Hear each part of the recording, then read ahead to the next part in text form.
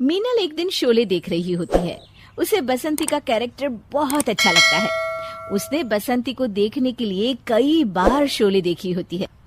उसे वो कैरेक्टर इतना पसंद आ जाता है कि उसे खुद पता नहीं चलता कि कब वो खुद बसंती की तरह बात करने लग जाती है। एक दिन उसका पति संजय उससे कहता है, मीनल, मेरी घड़ी कहाँ रखी है? टेबल पर ही तो रखी थी, मिल नहीं रही।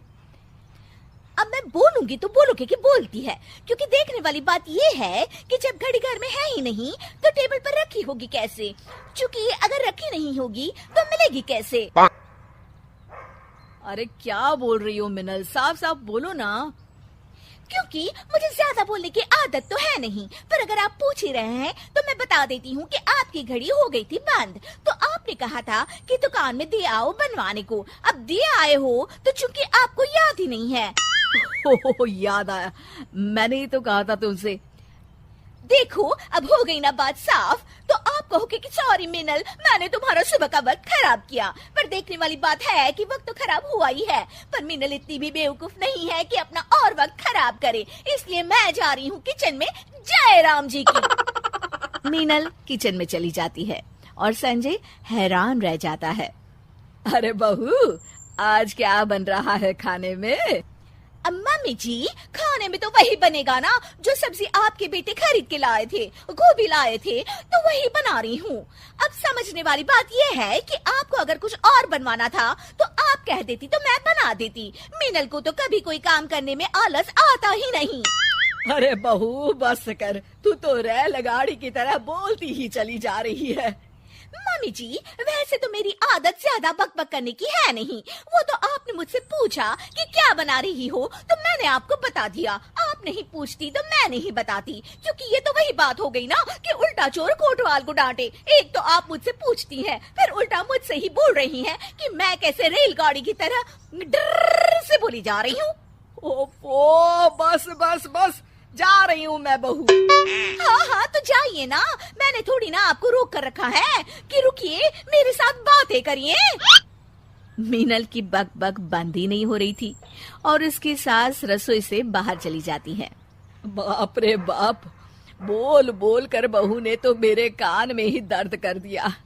लगता है कि इसमें बसंती की आत्मा आ गई है। मिनल अपने कमरे में मैगजीन पढ़ रही होती है, तभी उसकी सास वहाँ आती है। अरे मम्मी जी, आज आप इस वक्त मेरे कमरे में, वैसे मुझे कोई प्रॉब्लम तो नहीं है, पर आप इस वक्त सो रही होती हैं, तो इसलिए मैंने पूछा, वरना मेरा कोई ऐसा इरादा नहीं था। क्योंकि आप सास हैं, आप कभी भी कहीं भी आ जा सकती हैं। ओफो, बस भी कर बसंती, मेरा मतलब है मीनल, और मेरी बात ध्यान से सुन। हाँ हाँ मम्मी जी, मैं कब आपकी बात ध्यान से नहीं सुनती। अरे संजय के जन्मदिन के लिए मैं और तेरे ससुर उसे एक सोने की चेन देने की सोच रहे हैं। क्या लगता है तुझे, पसंद आएगी ना उसे ये गिफ्ट? क्योंकि सोचने वाली बात ये है कि इन्हें मैंने कभी सोने की चेन पहने तो देखा नहीं। अब देखा नहीं तो पता कैसे चलेगा कि इन्हें चेन पसंद आएगी या नहीं आएगी। ओफो, बंद करना अपना ये रेडियो प्रोग्राम। बस मैं तुझे बताने आई थी कि उसके जन्मदिन के लिए ये सरप्राइज है, तो तू उसे बताना मत, ठीक है? मम्मी जी, मैं कहाँ किसी को कुछ बताती हूँ, आप बिल्कुल भी फिक्र मत करिए। क्योंकि देखने वाली बात ये है। हाँ, वो जो भी बात है ना, मुझे नहीं पता करनी। मैं जा रही हूँ। जय राम जी की। जय राम जी की। पूरा परिवार साथ बैठकर नाश्ता कर रहा होता है और संजय फोन पर न्यूज पढ़ रहा होता है। क्योंकि वैसे तो आप एक साथ एक बार में कई काम कर सकते हैं, पर सोचने वाली बात ये है कि एक बार में 2 काम करने चाहिए या नहीं। क्योंकि अगर आप फोन पर ध्यान लगाएंगे तो नाश्ता ठंडा हो जाएगा, और नाश्ता ठंडा हो गया तो आपको पसंद नहीं आएगा। अच्छा अच्छा, ठीक है, रख दिया मैंने फोन। बस तुम शुरू मत हो जाओ फिर से। मैं तो न्यूज में देख रहा था कि सोने के रेट कितने बढ़ गए हैं। हाँ बेटा, महंगाई बढ़ रही है ना। मीनल सोने की बात सुनकर रसोई से बाहर आ जाती है।